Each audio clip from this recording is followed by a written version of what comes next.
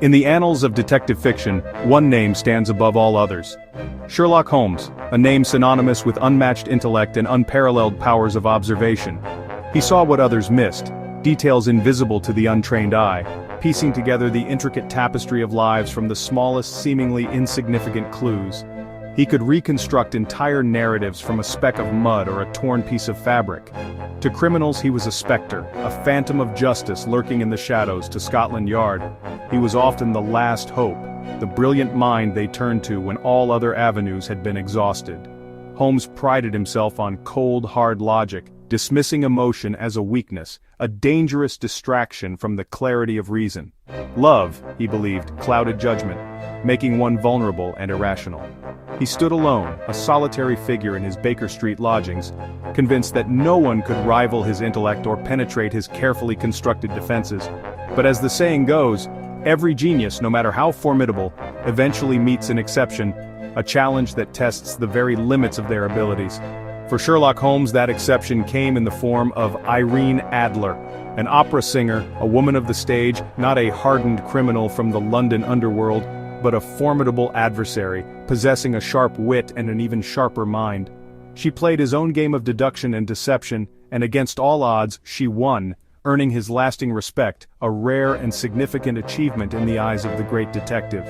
In Holmes's world, where emotions were often seen as a liability, she was not merely a romantic interest, but the woman, a title he reserved solely for her, a title of profound admiration, acknowledging her unique intellect and unwavering resolve.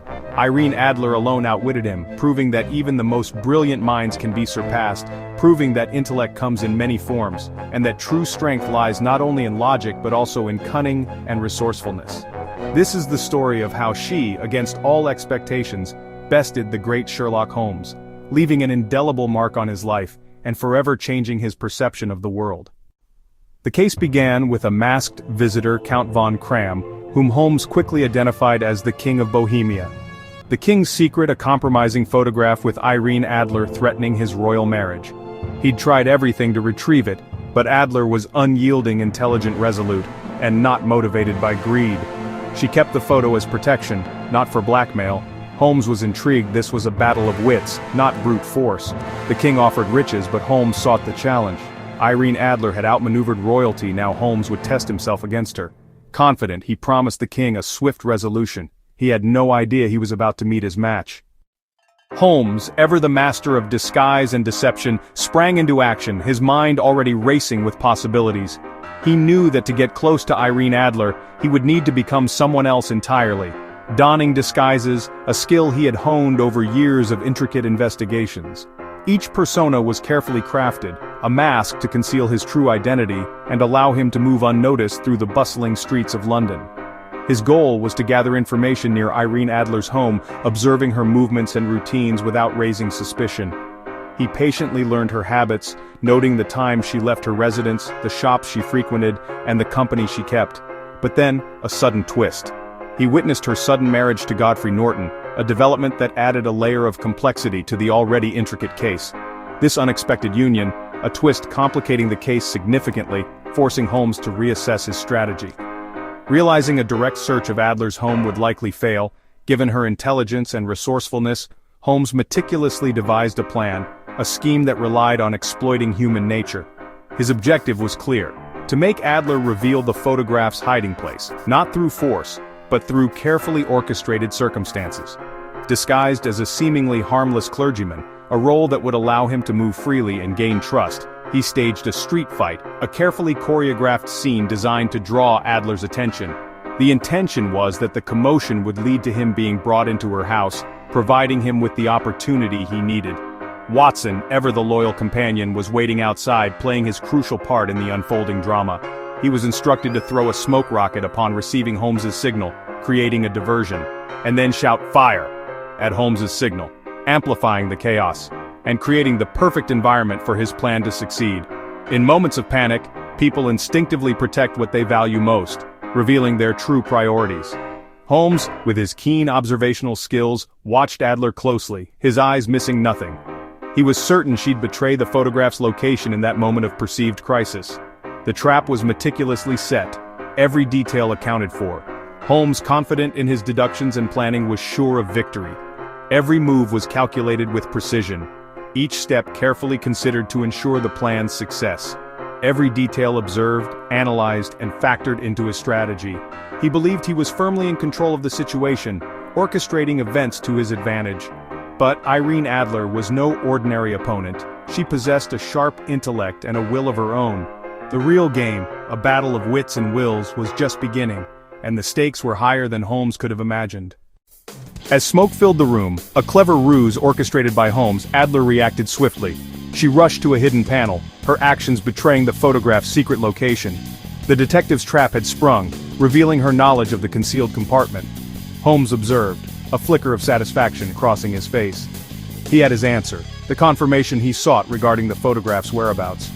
The game, it seemed, was afoot. He left, confident that he would soon return to retrieve the compromising image. He believed he had successfully navigated the intricate web of deception.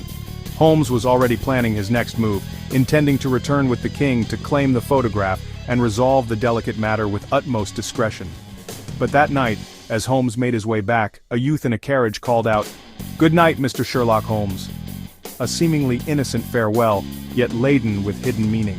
Holmes, in his self-assuredness, dismissed it as mere coincidence, missing the crucial clue that lay veiled within the seemingly innocuous greeting. The next morning, Holmes, accompanied by the ever-faithful Watson, prepared to execute his plan. And the king arrived, eager to reclaim the photograph that threatened to tarnish his reputation.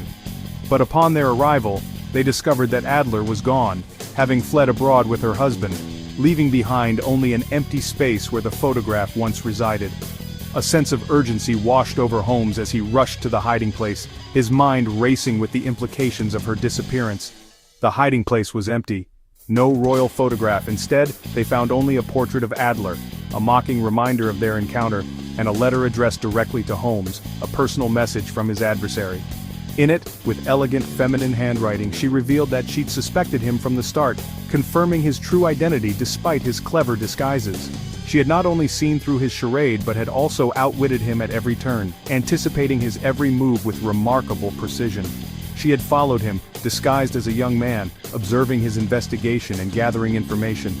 She had meticulously planned her escape, anticipating his every strategy and ensuring her own triumph. Irene Adler had turned the tables on the great detective, transforming herself from the pursued into the pursuer. She was now escaping with her secret intact, leaving Holmes to grapple with the sting of defeat. Holmes, the master of deduction, the man who prided himself on his unparalleled intellect, had been bested by a woman of equal wit and cunning. The hunter was now the hunted, forced to confront the reality that he was not infallible. Irene Adler had won, not only securing her own freedom, but also leaving an indelible mark on the legend of Sherlock Holmes. Adler's letter was gracious. She meant no harm to the king, keeping the photo only for her protection. She praised Holmes's cleverness, but her foresight kept her ahead. Holmes asked for no reward, only the photograph Adler left behind. It became a symbol not of defeat but of respect. He kept it on his mantle, a reminder of her brilliance. To Holmes she was always the woman. Watson noted Holmes's admiration was intellectual, not romantic. Irene Adler broke the monotony of his world, proving genius knows no bounds. Her victory was a lesson: never underestimate a worthy opponent. Holmes gained not just a story, but a new measure of respect for the woman.